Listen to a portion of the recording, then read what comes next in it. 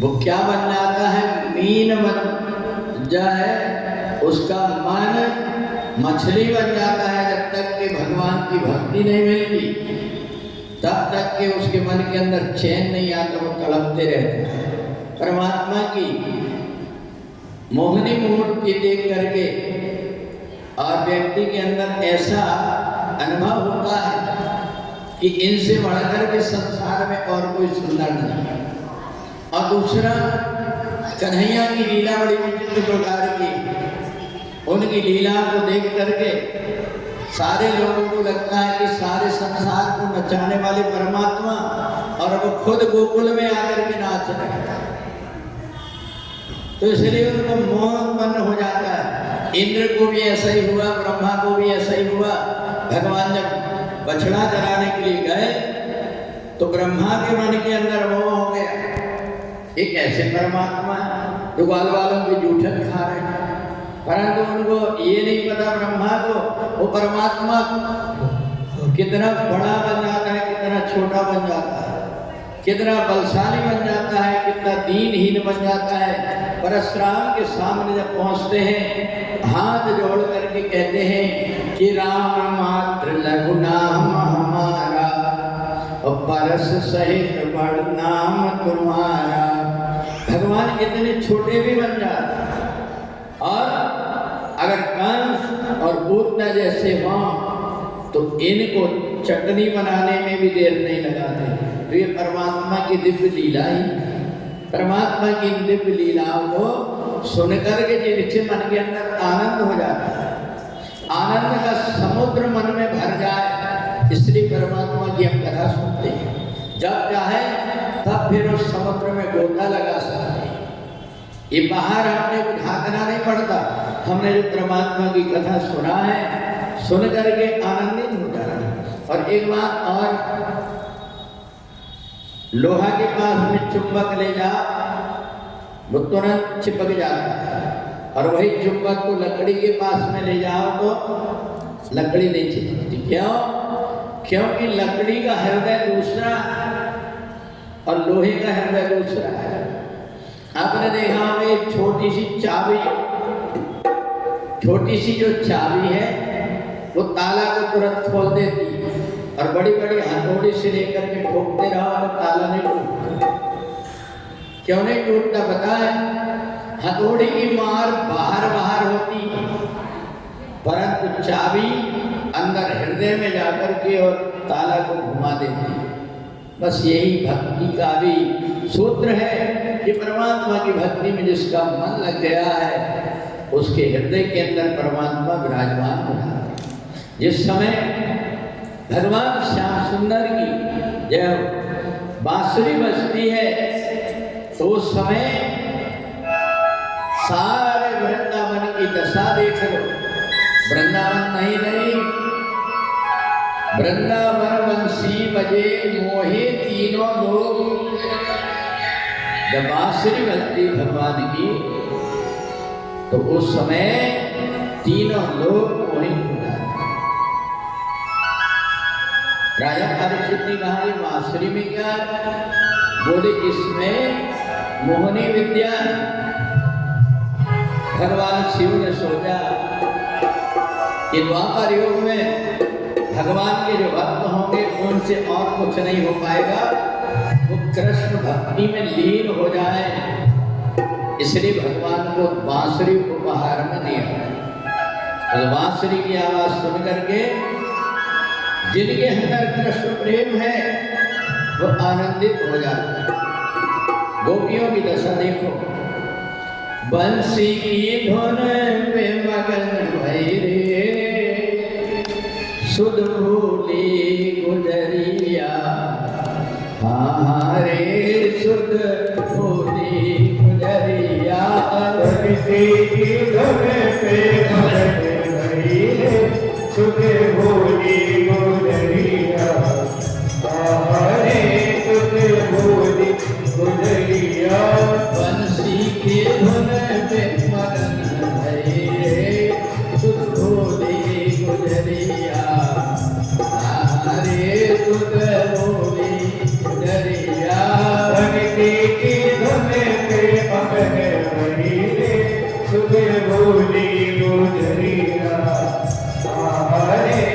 सुते बोली गुजरिया। एक गोपी श्रृंगार कर रही थी और कन्हैया की बांसुरी बज गई। आँखों का गजरा होठ में लगा लई, आँखों का गजरा होठ में लगा लई, कानों की कुंडल नाक में पहन लई, कानों की कुंडल नाक में पहन लई, कानों की कुंडल नाक में पहन लई, कानों की कुंडल नाक में पहन लई, आँखों में सिंदूर लगा रही रे सुत भोली गुजरिया। हरे सुत भोली गुजरिया। बंसी की धुन पे मगन वही रे सुत भोली गुजरिया। हरे सुत भोली गुजरिया। उल्टा सीधा श्रृंगार कर ली गोपी ने। धुन पे मगन भई रे सुत भोली गुजरिया। हमारे सुत भोली गुजरिया। बंसी की धुन पे मगन वही रे सुत भोली गुजरिया। हरे सुत भोली गुजरिया। गोपी को बालक सीके पे रख गई, मोरी को बालक सीके पे रख गई, मटकी को झूला झूला रही रे सुत भोली गुजरिया। हमारे सुत भोली गुजरिया। बंसी को झूला झूला रही है सुत भोली गुजरिया। हरे सुत भोली गुजरिया। बंसी की भैया बहू, भूख लगी है मेरी थाली पर अंते। और ससुर ने कहा बहू एक टोकरा भूसा गाय को रख दे। और कन्हैया की बांसुरी बज गई। बंसी की धुन पे मगन भई रे सुत भोली गुजरिया। हमारे सुत भोली गुजरिया। बंसी की धुन पे मगन वही रे सुत भोली गुजरिया। हरे सुत भोली गुजरिया। बंसी के धुन पे मगन भई रे सुत भोली गुजरिया। हमारे कहते राजन, ब्रज की गोपियों की दशा कैसी रही, कैसे कैसे भोजन बनाते रही होंगी। एक दिन गोपियां सब कन्हैया के पास पहुंच गई। कन्हैया हम एक अर्जी लेकर के आए। कन्हैया ने क्या बता, बोले जिस समय हम भोजन बनाते हैं उस समय तुम बांसुरी मत बजाया। बोले क्यों? मेरी मर्जी में कभी बजाऊं। क्या देख कन्हैया, जब हम भोजन बनाते हैं ना धीरे बजाते हैं। जब हम भोजन बनाते हैं ना और तेरी बांसुरी बजती है तो चूल्हे में जो लकड़ी लगाते हैं वो लकड़ी के भी आंसू निकलने लगते हैं। वो लकड़ियां हमसे कहती हैं अरे गोपी मेरे ऊपर दया कर दे, थोड़ी देर कन्हैया की बांसुरी सुन लेने दे, मैं जल कर के अभी राख बन जाऊंगी।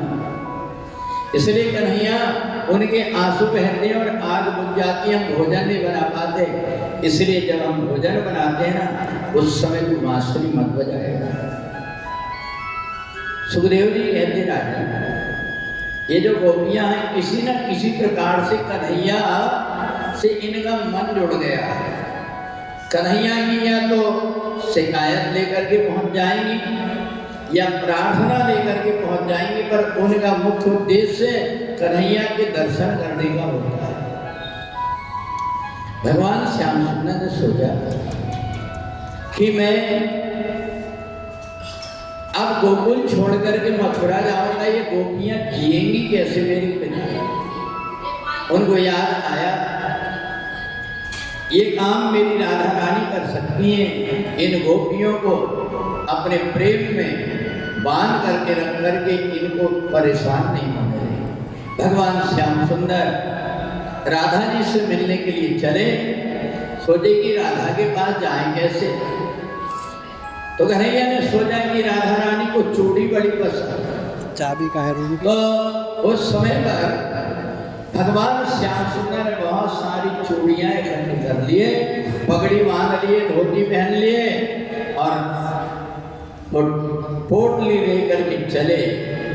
मनिहारी का भेष बनाया, श्याम चूड़ी बेचने आया। मनिहारी का भेष बनाया, श्याम चूड़ी बेचने आया।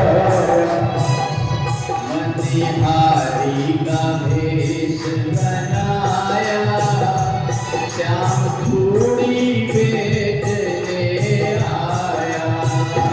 मनिहारी का भेष बनाया, श्याम चूड़ी बेचने आया।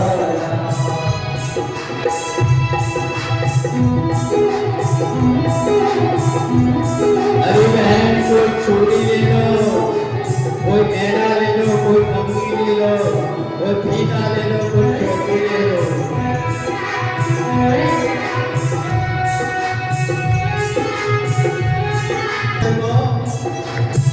राधा रानी ने बुलाया, दासी दौड़ करके गई, गोली लेकर के आओ, बात चूड़ी दिखाना।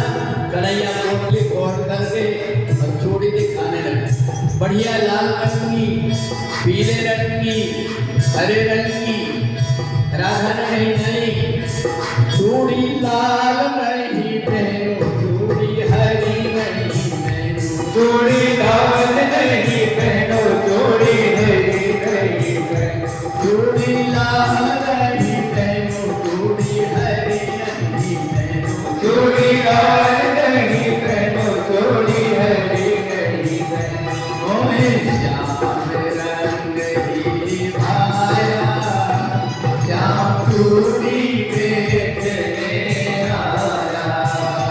मोहे श्याम रंग ही भाया, श्याम चूड़ी बेचने आया।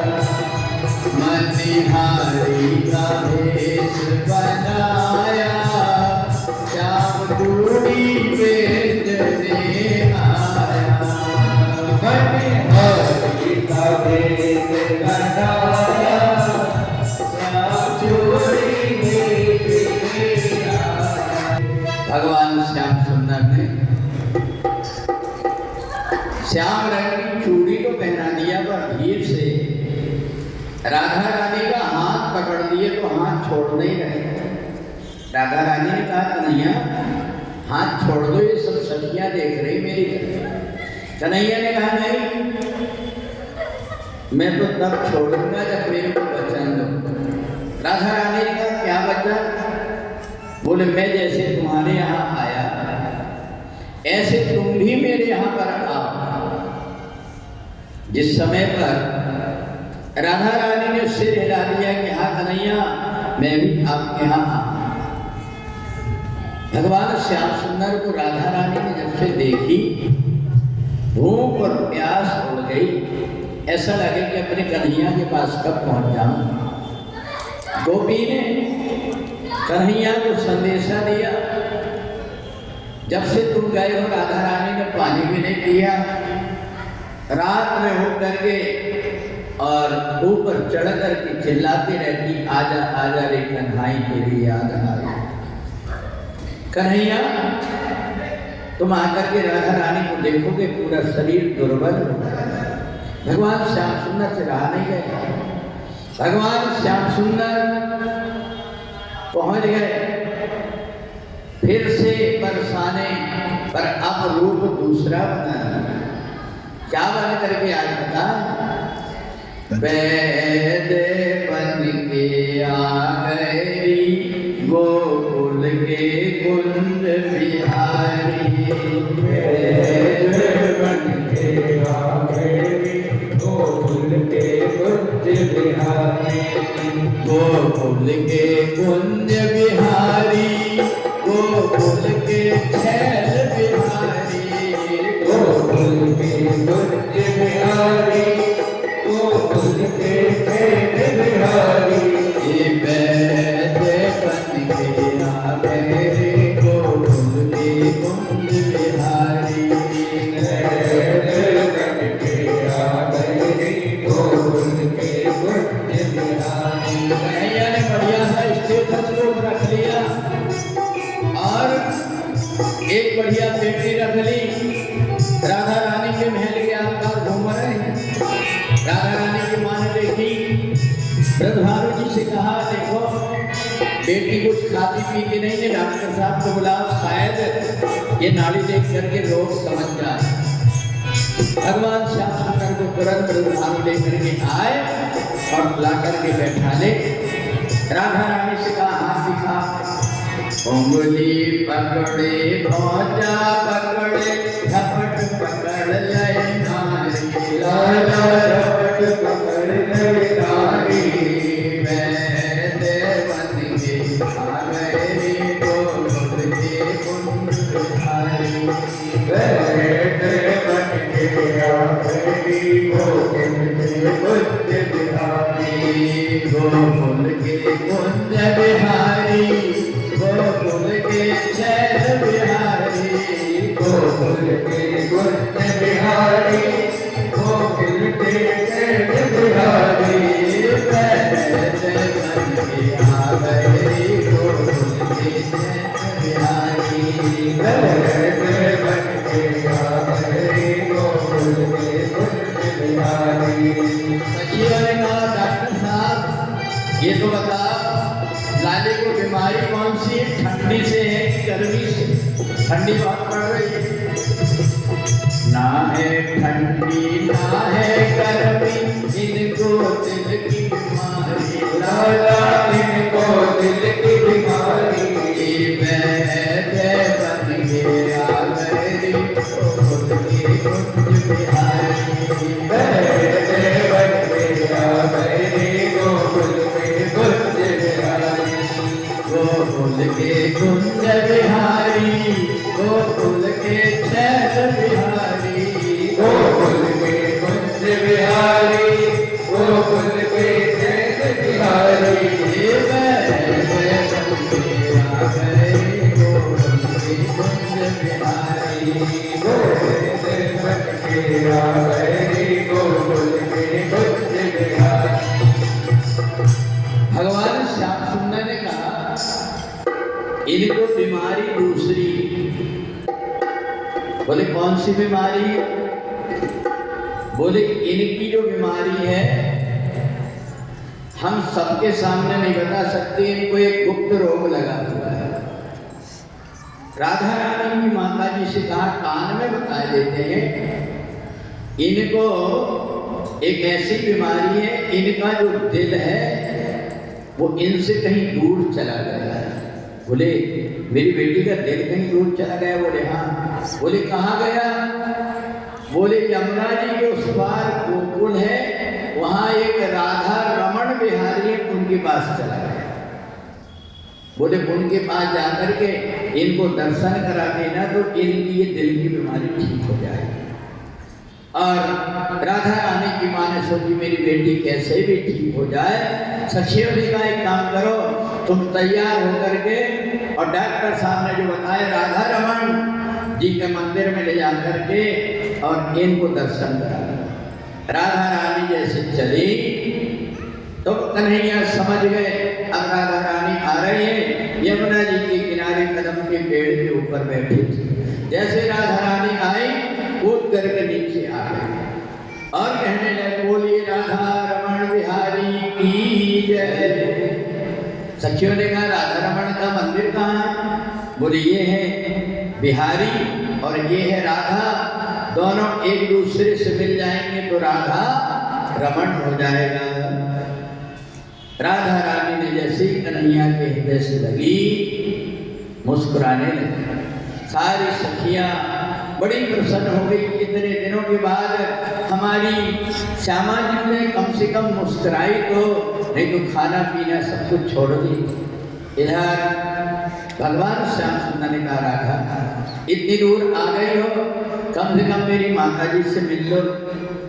कहा नहीं, देखो मैं आधी दूर यमुना जी तक देखो आ गई, अब मेरे से चला नहीं जा रहा।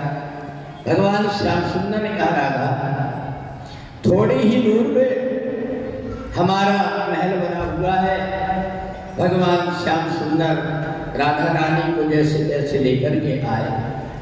मैया यशोदा से कहा, अरे मैया, तुमसे मिलने के लिए ब्रजभानु जी की ललिया आ रही है। भगवान श्याम सुंदर ने बताया, का लाला, उनको तो मैंने कभी देखा नहीं। बोले मैया, वैसे भी तुमसे बहुत शर्म आती। भगवान श्याम सुंदर ने देखा राधा जी बाहर आ गई। सखियों ने कहा कि चलो अंदर। बोले मेरे को शर्म लग रही। कन्हैया ने कहा कि मेरी मैया से शर्म मत करो, मेरी मैया बूढ़ी हो गई, उनकी आंख में दिखाई नहीं देती। मैया यशोदा ने सुन ली। देखो कन्हैया कैसे झूठ बोलता। कहा नहीं नहीं, दिखाई नहीं देता, परंतु उनको सुनाई तो देगा कि मैं बरसाने से आई। कहा इतनी बूढ़ी हो गई है, बिल्कुल बहरी है, सुनाई नहीं देती। मैया ने कही, ठीक है कन्हैया, तू मेरे को बहरी और अंधी बना रहा ना, ठीक। अब राधा रानी लेकर के आए। कन्हैया ने कहा, भैया ये ब्रजभानु की लली है। मैया यशोदा ने कही, लाला क्या बोल रहा, मेरे कान में सुनाई नहीं दे रहा। भाव भगवान चरणों में गिर गए। अरे मैया, मैंने तो बड़ी मुश्किल से राधा को लेकर के आया, तूने सुन ली कि मेरी मैया को सुनाई नहीं देता, दिखाई नहीं देता, इसलिए तू ऐसा कह रही है। बोले क्यों रे, अभी बहू नहीं आई, इसलिए पहले तूने मेरे को अंधी और बहरी बना दिया, थोड़े दिन में और लंगड़ी बना दिया। कहा मैया, तेरे को पता नहीं इन गोपियों को कैसे कैसे करके मेरे को ओट करके और यहाँ तक लाना पड़ता है। सुखदेव जी कहते हैं, राजा जब मैया यशोदा ने राधा जी को देखा तो बहुत देर तक के राधा रानी के चेहरे को देखती ही रही। कहा लाला, ये ब्रजभानु की लली इतनी सुंदर मैं पहली बार देख रही हूँ। मेरे को ऐसा लगता है कि हे गिरिराज भगवान, ऐसी सुंदर सी बहू मेरे लाला को मिल जाए तो क्या बात। राधा रानी की आंख से आंसू बहने लगे। राजा परीक्षित ने पूछा, मैया ने जैसे ही अपना आंचल का पल्ला फैला करके कहा कि ऐसी सुंदर बहू मेरे लाला को मिल जाए तो राधा रानी की आंख में आंसू क्यों आ गए। बोले इसलिए आ गए कि राधा रानी को श्राप मिला हुआ है कि इस जन्म में तेरा कन्हैया से विवाह नहीं होगा। इसलिए राधा रानी फूट फूट करके रोने लगी। थोड़ी देर में बेहोश हो गई। जब ब्रह्मा जी को पता लगा तो भांडेर वन में ले जा करके राधा रानी और श्याम सुंदर दोनों के बीच में उन्होंने जयमाला कराया जब होश आई। तो इसलिए सुखदेव जी कहते हैं कि भगवान कृष्ण और राधा हम कहते तो हैं नाम, परंतु ऐसे प्रेम की मूर्ति है राधा रानी, जिसने अपने कन्हैया के लिए कई प्रकार के कष्ट को सहा। कन्हैया जब मथुरा चले गए, इन गोपियों के बीच में बैठ करके इन गोपियों को समझाते रहे। कई बार कन्हैया का रूप धारण करना पड़ा राधा रानी को, और इसलिए राधा का जो चरित्र है ये भागवत कथा में वेद व्यास जी ने बिल्कुल नहीं लिखा। इसलिए नहीं लिखा जैसे रामचरितमानस में उर्मिला का चरित्र नहीं आया, ऐसी भागवत कथा में वेद व्यास ने राधा रानी का चरित्र नहीं लिखा। क्योंकि राधा रानी ऐसी त्याग की मूर्ति है जिनके आगे त्रिलोकी के नाथ को भी नाचना पड़ता है। तो इसलिए राधा का जो नाम है इस ब्रज भूमि में ऐसा है जो हर किसी के मुख से निकलते रहता है। बोली राधा रानी सरकार की जय। राधे राधे राधे जय राधे जय श्री राधे राधे जय राधे राधे जय राधे जय श्री राधे जय राधे जय राधे राधे जय राधे जय राधे राधे जय राधे जय राधे राधे जय राधे जय प्रिया प्रिया राधे जय राधे राधे जय राधे जय प्रिया प्रिया जय राधे जय राधे राधे जय राधे जय प्रिया प्रिया जय राधे जय राधे राधे जय राधे जय प्रिया प्रिया इस समय नंद भवन से राधा जी बाहर चली। भगवान श्याम सुंदर जाकर के राधा जी का हाथ पकड़ ली। भगवान श्याम सुंदर कुछ बोलना चाहते हैं पर उनकी आंख से आंसू बहने लगे। राधा, मैं तुम्हें बोल नहीं पा रहा हूं, इसलिए मैं एक पत्र लिख करके तुम्हें दे रहा हूं। ये गोपियां मेरे प्राण हैं। मैं जब यहाँ से मथुरा चले जाऊंगा, इन गोपियों को दुख मत होने देना। तुम्हें कुछ भी बनना पड़े इनके लिए। एक बात और मेरी याद आएगी राधा तुम्हें। तुम एक काम करना, अपनी आंख से एक भी आंसू इस ब्रज भूमि में मत डालना। अगर ब्रज भूमि में तुम्हारा आंसू आ गया तो ये ब्रज की भूमि कलंकित हो जाएगी। इसलिए एक भी आंसू मत बहाना। जैसे राधा रानी ने पत्र पढ़ा, अब तो आंख में आंसू भर गए, परंतु एक भी बूंद आंसू ऐसे नहीं आया जैसे राम अवतार में मेरे राम जी की आंख में आंसू भरे हैं, परंतु नीचे नहीं गिरे। क्यों नहीं गिरे पता? क्योंकि गोद में जटायु सोए थे। जल भरी नयन कहत रघुराई, तात करम से निज गति पाए। तात करम से निज गति पाए। जल भरी नयन कहत रघुराई, जल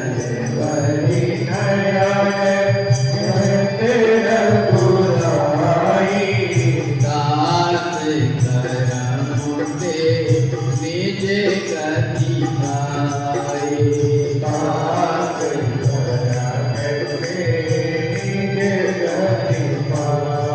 वही दशा आज राधा रानी की।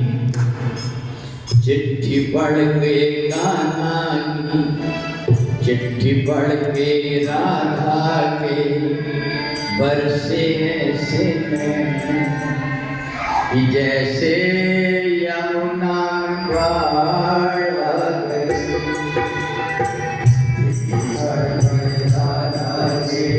भर गए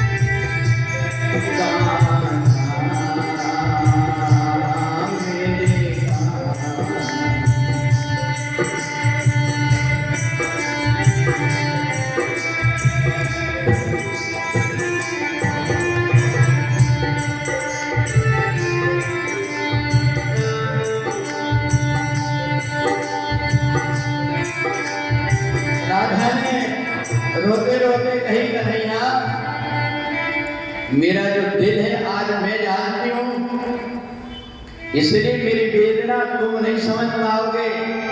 तुम्हारी वेदना सब कोई जानते, पर मेरी वेदना कोई नहीं जान सकता, क्योंकि मैं तो अपने मन की वेदना तुम नहीं कह सकती। कोई मेरे से पूछेगा, तुम मेरे से पूछोगे कि बता तेरे अंदर दुख क्या है, तो मैं तो एक ही बात कहूंगी, बनोगे बनोगे राधा। तुम ये जानोगे एक ऐसा प्यार है मेरा, वो सवेरे वो सवेरे वो सवेरे वो सवेरे।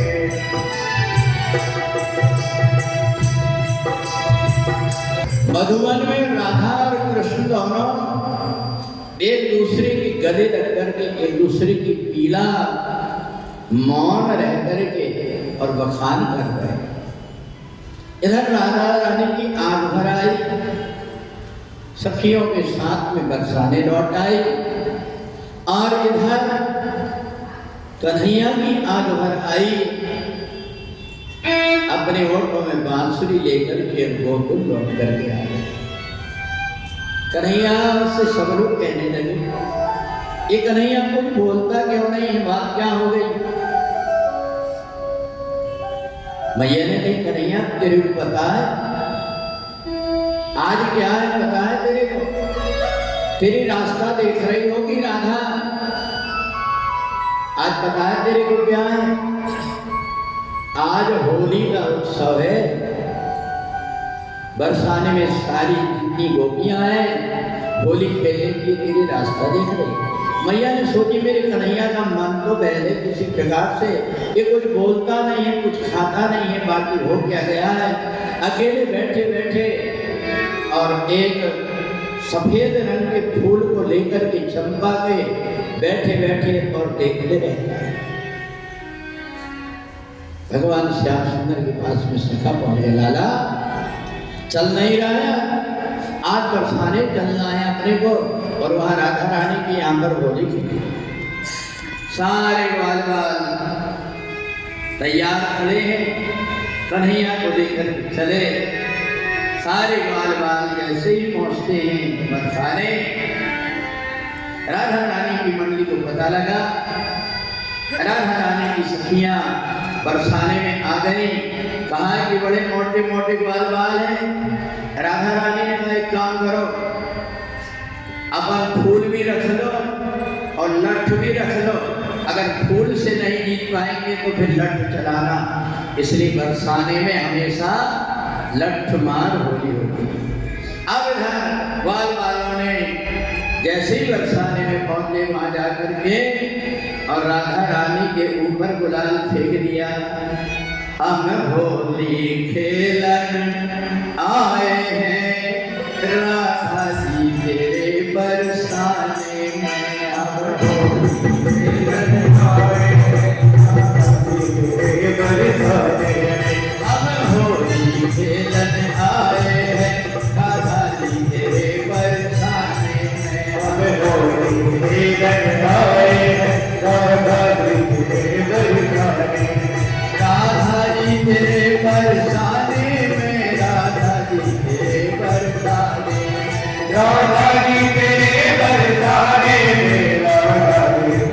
बरसाने में, राधा जी तेरे बरसाने में,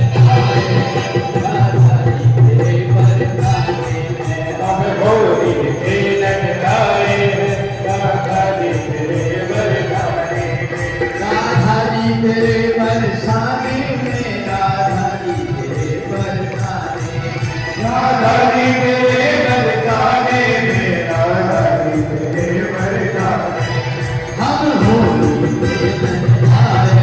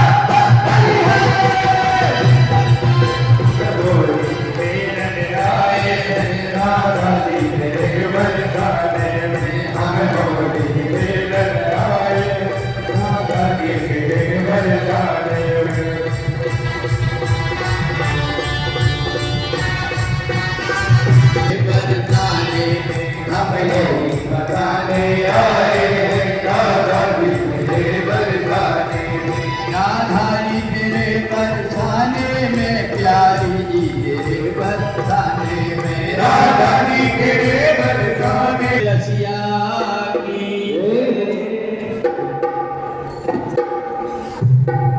भगवान श्याम सुंदर राधा रानी के यहाँ से होली खेल करके आए और अपने गांव में भी गुलाल लेकर के पूरे गांव में घर घर में जा करके और भगवान ने तिलक लगाया। नंद बाबा को तिलक लगा करके गले से लिपट गए। बाबा, मैंने बचपन से तुम्हें बहुत सताया, मेरी अगर कोई गलती हुई हो तो उसे क्षमा कर दे। नंद बाबा ने गले से लगा लिया। कान्हा, अरे तेरी तो लीला देख देख करके मेरे को ऐसा लग रहा है कि भगवान मेरे को इतने जल्दी बुढ़ापा क्यों ला दिया, क्योंकि तेरी लीला देख देख करके तो मैं जी रहा हूं। भगवान ने ये नहीं बताया कि बाबा मैं इसलिए गले लग रहा हूं कि अब मेरे को यहां से मथुरा जाना है। इधर कंस ने सोचा कि जितने भी राक्षस में भेजता हूं कन्हैया मार डालता सबको, इसलिए अब ऐसा उपाय करता हूं कि कन्हैया और बलराम को यहाँ मथुरा में बुलाया। धनुष यज्ञ का आयोजन किया। अब लेने के लिए कन्हैया को कौन जाए? तो मंत्री ने कहा एक काम करो, अक्रूर जी उनके चाचा लगते हैं और वो जाएंगे तो उनकी बात वो काट नहीं सकते। कंस ने कहा अक्रूर को बुलाओ। अक्रूर आए, बोले तुम जाओ गोकुल में और कृष्ण और बलराम को लेकर के आना, मैं स्वयंवर में उनका सम्मान करना चाहता हूं। अक्रूर ने कहा कंस, मैंने देखा हूं तुमको, तुमने पूतना को भेजा, तुमने अघासुर को बकासुर को भेजा, तुमने धेनुकासुर को भेजा, शक्यासुर को भेजा। ये इसलिए भेजा था सम्मान करने। मैं जानता हूं तुम कृष्ण और बलराम की हत्या करना चाहते हो, मेरे प्राण चले जा पर मैं नहीं जानता। मंत्री ने कहा महाराज ये अक्रूर क्या इसकी छाया में जाएगी, आपको एक उपाय करना पड़ेगा। बोले क्या?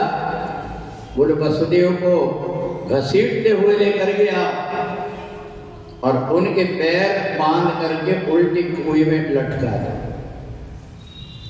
देवकी जब ये देखेगी तो अक्रूर को कहेगी कि कृष्ण और बलराम को लेकर के आओ, तो लाना पड़ेगा। घसीटते हुए वसुदेव को लेकर के आए, बड़े बड़े जहरीले सांप कुएं में डाल दिए और वसुदेव को उल्टा लटका दिए पैर बांध करके। देवकी के पास में गए, देवकी ने जो देखा तो घबरा गया। देवकी ने कहा मेरे पति को छोड़ दो, मेरे भले प्राण ले लो। बोले नहीं, तुम ये कह दो कि कृष्ण और बलराम मेरे बेटे हैं और अक्रूर से कहो उनको लेकर के आओ। वसुदेव ने कहा देवकी भले मेरे प्राण चले जाएं पर मेरे कृष्ण और बलराम को मत बुलाना, क्योंकि मैं जानता हूं कि ये कंस बड़ा हत्यारा है, इसने मेरे इतने बेटों को मार डाला है, इसलिए अब मत बुलाना। कंस ने कहा फिर नीचे डाल दो वसुदेव को, उसको सांप के काटने से तड़प तड़प करके मरने दो। जैसे ही नीचे उतारने लगे, देवकी फपक करके रोने लगी, हाथ जोड़ करके कही मेरे पति को कुछ मत करो, मैं कृष्ण और बलराम को उड़ा देती। अक्रूर से कहा तुमको मेरी कसम, तुम जाओ और कृष्ण और बलराम दोनों को लेकर के आओ। अक्रूर जी पैर में गिर गए। भाभी जी ये तुम कह क्या रहे? कृष्ण और बलराम को बुला रही, अपने सामने से 6 बेटों की हत्या करा ली, अब ये बच्चे हैं उनको भी मराना चाहते। बोले मैं जो कह रही हूँ जाके नंद और यशोदा से कहना, हाथ जोड़ करके तुमने इतने दिन तक मेरे बेटों को पाला, कृष्ण और बलराम मेरे बेटे हैं, बलराम मेरा 7वां बेटा है और कृष्ण मेरा 8वां बेटा है, आज खुलेआम कह दो। अक्रूर जी जब चले रोते रोते, कन्हैया बाहर बैठे हुए देख रहे थे, चाचा जी आ रहे हैं, इनको समझा दूंगा, मेरी मैया से जाकर के नहीं कहेंगे और नहीं तो मेरी मैया को प्राण त्याग दे। अक्रूर जी ने सारी समाचार सुनाया, भगवान लेकर के आए, मैया से कहा, अरे मैया इतने दिनों तक मैं तुम्हारे साथ सोता था, आज मैं चाचा जी के साथ सोऊंगा। मैया ने कहा ठीक, सारे समाचार भगवान ने जान लिए और जब जान लिए, आधी रात में कन्हैया का मन भराया, थोड़ी देर तो मेरी मैया के साथ में व्यतीत कर लूँ, सुबह तो मेरे को जाना है। जल्दी से भगवान 3 बजे उठ गए, स्नान कर लिए, आकर के मैया से लिपट गए, अरे मैया, जैसे बाल छू करके देखिए, अरे लाला तेरे बाल गीले, हाँ मैया मैं स्नान कर लिया। कन्हैया आज तू इतने जल्दी स्नान क्यों कर लिया? कहा मैया तो रोज मेरे को लोरी सुनाती, आज मैंने सोचा कि मैं जाकर के अपनी मैया को लोरी सुनाऊं।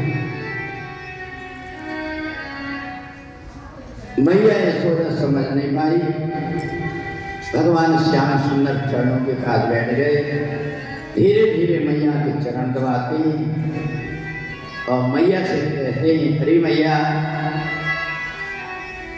तू कितनी अच्छी है, तू कितनी भोली, प्यारी प्यारी है। ओ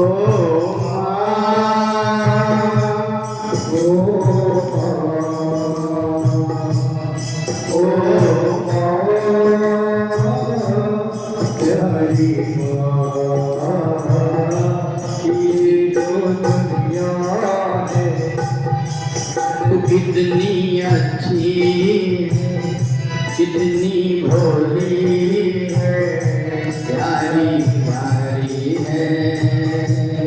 ओ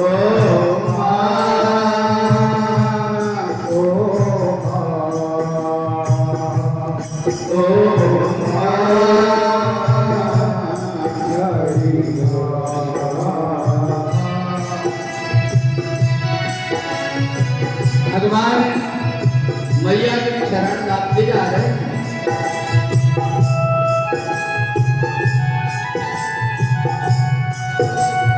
जरा अपनी माँ का चेहरा याद करके देखना, वो माँ जिसने 9 महीने पेट में रखा है, खुद गीले में सो करके सूखे में बेटे को सुनाए, वो माँ की महिमा क्या कहना।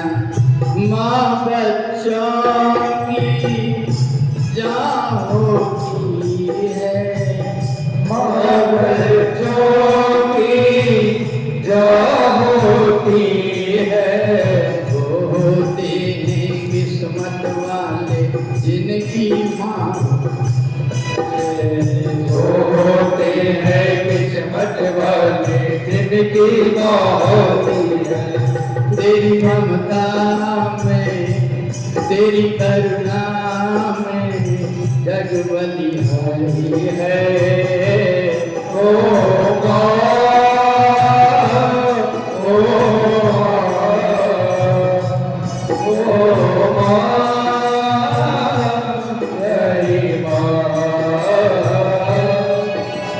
तू कितनी अच्छी है, तू कितनी भोली है, प्यारी प्यारी है।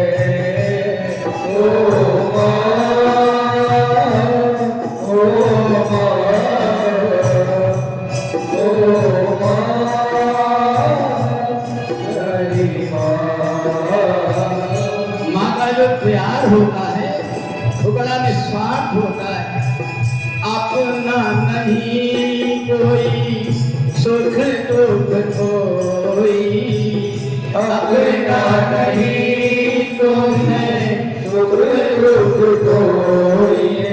मैं मुस्काया तू मुस्काई, मैं रोया तू रोए, मैं मुस्काया तो मुस्काई, मैं रोया तो रोई। मेरे रोने में, मेरे हंसने में जग बलिहारी है।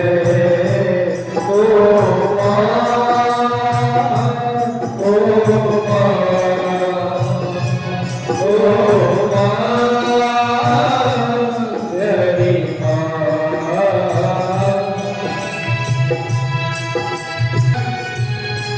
माँ कितनी दिन भर की थकी हो, जब रात में नींद आती है और बेटा नहीं सो रहा है, बड़ी परेशान हो जाती, सोने को नहीं मिलता, अपने बेटे के कारण रात रात भर जागती।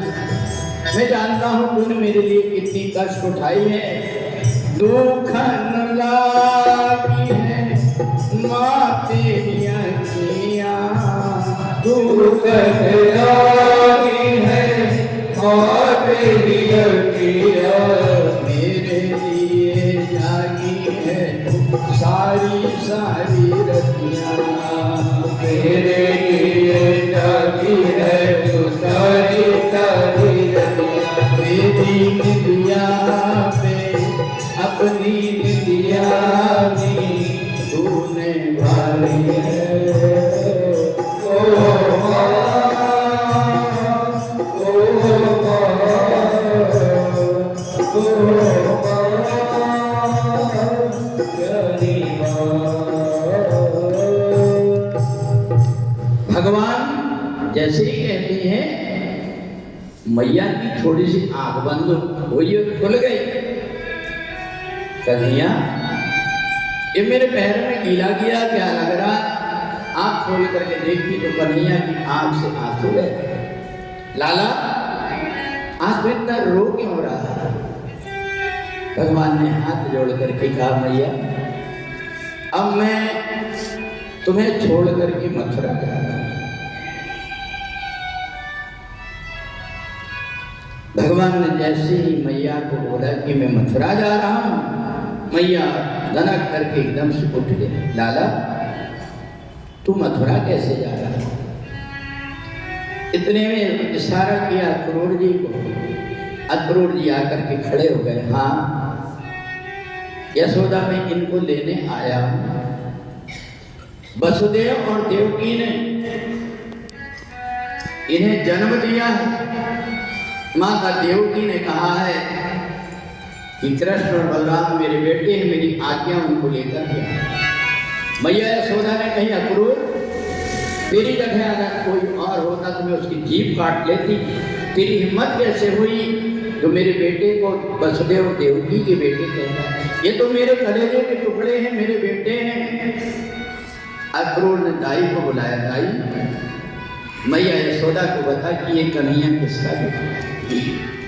दाई ने हाथ जोड़ करके कही, यशोदा तुम्हें बेटी हुई थी, वसुदेव रात्रि में कन्हैया को छोड़ करके तुम्हारी बेटी को लेकर के चले गए।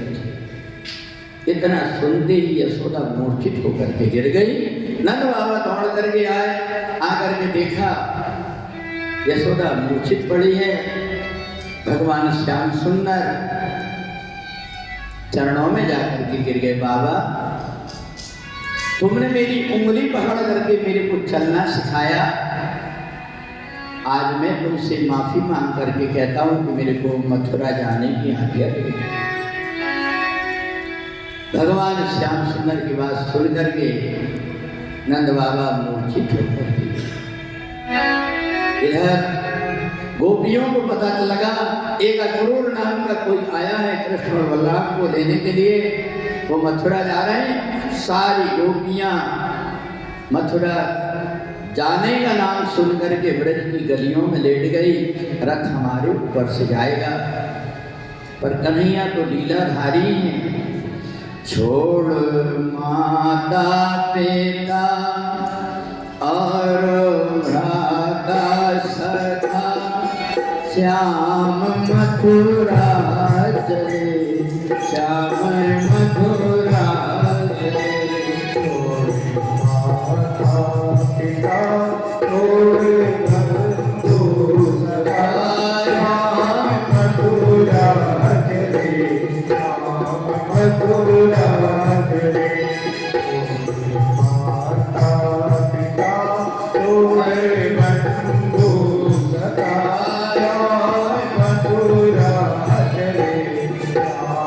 मथुरा चले।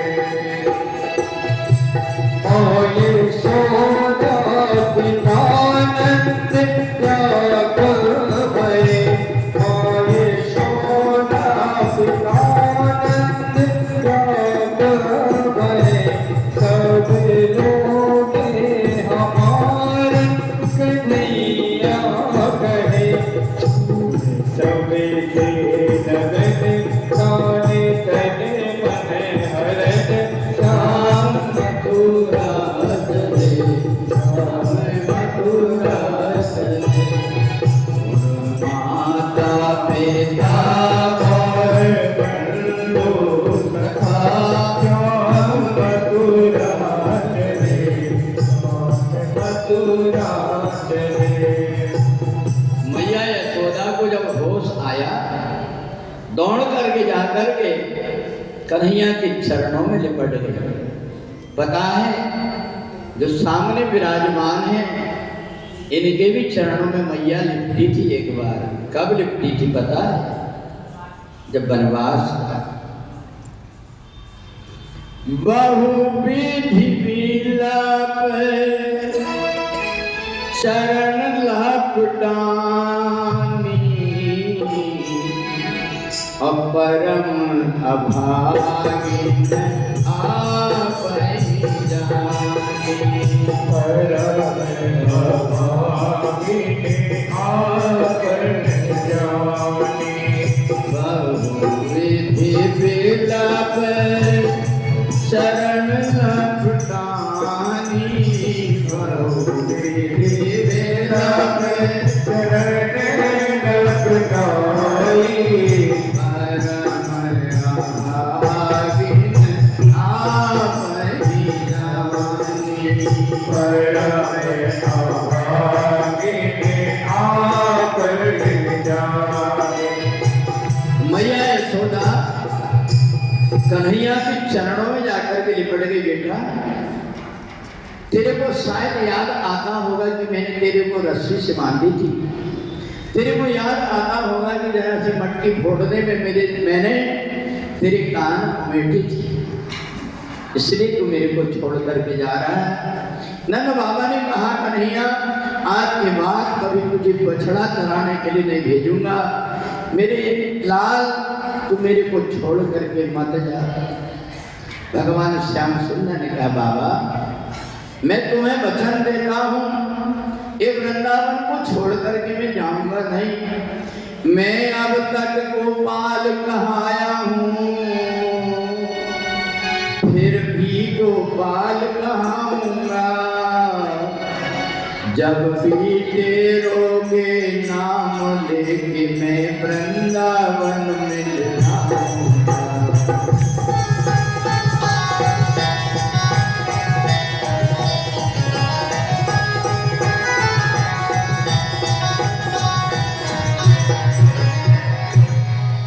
ये बताओ, कन्हैया की तरह से मूर्ति अपन घर में रखते हैं और वो मूर्ति कभी खो जाए या हाथ से गिर जाए तो कितना दुख लगता है।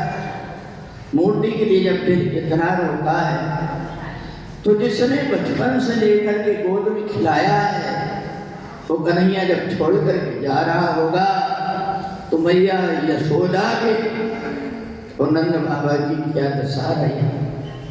वाहरी राधा रानी उसी समय पर कन्हैया जैसे रथ को उठा करके चले, राधा रानी कन्हैया का रूप धारण करके आ गई। मैया जो देखी यशोदा नारी, बाबा मैं सपना देख रही थी, अभी अभी मेरा कन्हैया कह रहा है कि मैं मथुरा जा रहा हूँ। एक इसने तो चड्डी तक नहीं पहना, ये काहे को जाएगा। राधा रानी छोटे से कपड़े पहन करके कन्हैया का रूप बना करके आ गई। मैया यशोदा ने गोद में ली और लेकर के चली गई। पर उस बावरी को क्या पता था कि कन्हैया ने उसको मोह में डाल करके और वो तो मथुरा के लिए चला गया। सारी गोपियों ने पकड़ ली कन्हैया यमुना जी के किनारे। कहा मैं परसों आ रहा हूँ, गोपियों तुम चिंता मत करो। ये सारी गोपियाँ यमुना जी के किनारे बैठी रही कि 3 दिन हम वापस नहीं जाएंगे, परसों जब कन्हैया आएगा तभी जाकर के हम और जल ग्रहण करेंगे। कन्हैया यमुना में पहुंचे, अक्रूर जी को अपना रूप दिखाया। अक्रूर जी बड़े भयभीत हो रहे थे, समझ गए ये तो भगवान का अवतार है, कंस को मारने के लिए अवतार है। जैसे ही भगवान यमुना के पास पहुंचे तो ग्वाल जो गाय बछड़ा चरा रहे थे छोड़ करके कन्हैया के साथ में हो लिए। कन्हैया ने कहा अरे मैं मथुरा जा रहा हूँ, मेरी बेइज्जती कराओगे, तुमने कपड़े ठिकाने से नहीं पहने। कोई ग्वाल वाला अपनी माँ का लहंगा पहन करके, कोई ब्लाउज पहन करके आ गया, किसी ने फटी बनियान पहन लिया। कन्हैया ने कहा इसमें तो मेरी बेइज्जती हो। भगवान ने देखा कि एक धोबी के पास में कपड़े थे, कहा भैया ये कपड़े दे दो, हमारे ग्वाल वालों को ठंडी लग रही है। बोले गए संभल करके बात कर रहे, राजा के कपड़े तुम जैसे भिखमंगों के। भगवान को मर्यादा पुरुषोत्तम राम नहीं थे जो एक धोबी के कहने से सीता जी को त्याग दिए। कन्हैया ने एक मुक्का मारा उठा करके और नीचे गिरा धोबी, कपड़े उठा करके ग्वाल वालों को दे दिए। ग्वाल वालों ने पहन लिए, पर ग्वाल वालों को पहले पहले नए कपड़े मिले। किसी को कंस का पैजामा मिला, इतना मोटा डाटा कंस, 2-2, 4-4 ग्वाल वाल एक पैजामा के एक भाग में लेकर के चल नहीं पा रहे हैं, पहन करके खड़े। कन्हैया का अब तो और थकाएंगे, इनको पहन करके भी नहीं आ रहा है। एक दर्जी के पास में गए और दर्जी से कहा भैया इनके नाप के कपड़े बना दो। उसने कपड़े बना दिया। कन्हैया ने कहा सिलाई देने को तो कुछ है नहीं। भगवान ने कहा कि मेरे पास में कुछ है नहीं, क्या दूं? बोले आप मेरे को आशीर्वाद दे दो। कन्हैया ने कहा जा मैं तेरे को आशीर्वाद देता हूँ, अभी मैं तेरे को सिलाई को नहीं दे रहा हूँ, पर कलयुग में जितने का कपड़ा नहीं होगा उतनी सिलाई लग जाएगी, उतनी सिलाई तेरे को मिलेगी। आज देखो वही दशहरा है, जितने का कपड़ा नहीं होता उतनी दर्जी को सिलाई देना पड़ता है। भगवान थोड़े आगे चले, एक माता जी जा रही थी। भगवान ने जैसे ही प्रणाम किया उठ करके देखती है, कई लोगों को मेरे हाथ में चंदन है, मैं चंदन लगा देती हूँ, तुम्हारा माथा सूना। वो बार बार कोशिश करती पर चंदन नहीं लगा पाती। भगवान ने चरण रखा उसके पैर के ऊपर और ठोड़ी में हाथ लगाकर जैसे झटका मारा तो कुंवर ठीक हो गई, 16 साल की कन्या बन गई। और भगवान को तिलक लगाई, हाथ पकड़ ली, पहचाने मेरे को, मैं राम अवतार में कि वो सबरी हूँ। आज आपने इतना सुंदर बना दिया, मेरी कुटिया तक चलो। भगवान ने कहा चिंता मत करो, मेरी माई मेरे बाबा इस समय पर बहुत दुखी हैं, वसुदेव और देवकी, मैं कंस का उद्धार करके फिर जरूर आऊंगा। भगवान जैसे ही नगर में पहुंचे सारे ग्वाल बाल बदल गए। बोलिए कृष्ण बलराम की हो। सारे जितने कंस की जय जयकार लगाते थे अब कृष्ण बलराम की जय जयकार करने लगे। कहा क्या देखते हो? फूल बिछवा दो साड़ी डगरिया में, मेरा कान्हा पधारा नगरिया में। फूल बिछवा दो साड़ी डगरिया में, मेरा कान्हा पधारा नगरिया में। फूल बिछवा दो साड़ी डगरिया में, मेरा कान्हा पधारा नगरिया में।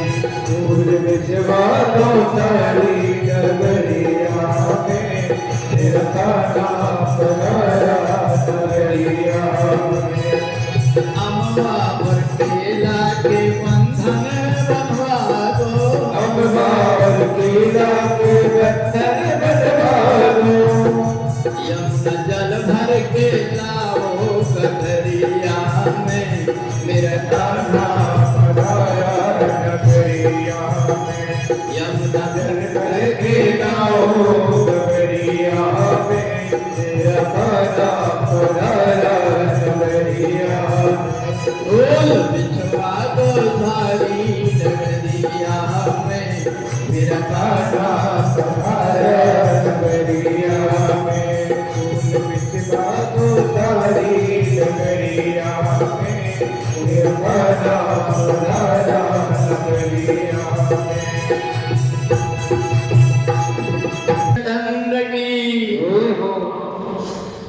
देव की दौड़ करके वसुदेव के पास गए। सुन रहे हो ये आवाज क्या आ रही है? आज तक के कान फूट गए, कंस की जय जयकार सुनते, आज ये में क्या सुन रहे? कृष्ण बलराम की जय जयकार हो रही। वसुदेव ने कहा लगता मेरा कन्हैया आ रहा। अब तो जेल के अंदर वसुदेव देव की बड़े प्रसन्न हो रहे हैं। इधर कंस को पता लगा कि कृष्ण बलराम आ गए, पर पूरी प्रजा बदल गई। जो आपकी जय जयकार कर रहे थे वो तो कृष्ण की जय जयकार का हाथी को कुबलिया की हाथी को दरवाजे में खड़े कर दो, उसको इतनी शराब पिलाना कि वो पटक करके मार डाले। शराब पिला करके महावत ने खड़े कर दिया। कृष्ण और बलराम ने देखा, हाथी को जैसे देखे तो उसी समय पर कृष्ण और बलराम ने एक ने पूंछ पकड़ लिया, एक ने सूंड पकड़ लिया और रुमाल घुमाते जैसे घुमा करके जैसे पटका वैसे कुबलिया पीठ। बलदाऊ जी से कहा कि इसके दांत निकाल लो। अगर मामा जी अच्छी प्रसन्नता से अपने से मिलेंगे तो हाथी दांत उनको भेंट में दे देंगे, और अगर टेढ़ी आंख करेंगे तो इन्हीं से उनके बाजा बजा देंगे। हाथी दांत लेकर के जब चले, कंस देख करके घबरा गया। कंस ने कहा उनको अंदर आने मत देना, वहीं दंगल में वहीं पर मल्ल भूमि में उनको रोक करके रखना। कंस दूर महल के ऊपर चढ़ करके बैठ गया। पहलवानों ने रोक लिया, कहा हमारे साथ में तुम्हें कुश्ती लड़ना है, हमने सुना है तुमने पूतना तृणावर्त अगासुर बकासुर का वध किया है, आज हमारे साथ में तुम्हारा दंगल होगा। वहां पर सल तो सल मुष्टिक क्षाणु बड़े बड़े योद्धा थे। भगवान ने तुरंत उनको मार करके मच्छर जैसे मसल दिया। कंस ने देखा, घबरा गया, भागने लगा। भगवान कूद करके ऊपर चढ़ गए, बाल पकड़ करके और घुमाने लगे। कंस ने कहा छोड़ कन्हैया, छोड़े, क्या कर रहा है? कहा तूने मेरी माता जी के बाल पकड़ करके घसीटा था ना, रथ से नीचे, आज उसका बदला लेगा। भगवान घुमा करके जो धोबी पछाड़ मारे तो कंस का नमो नारायण। जैसे कंस मरा, सारे देवता जय जयकार करने लगे। आजा आजा रे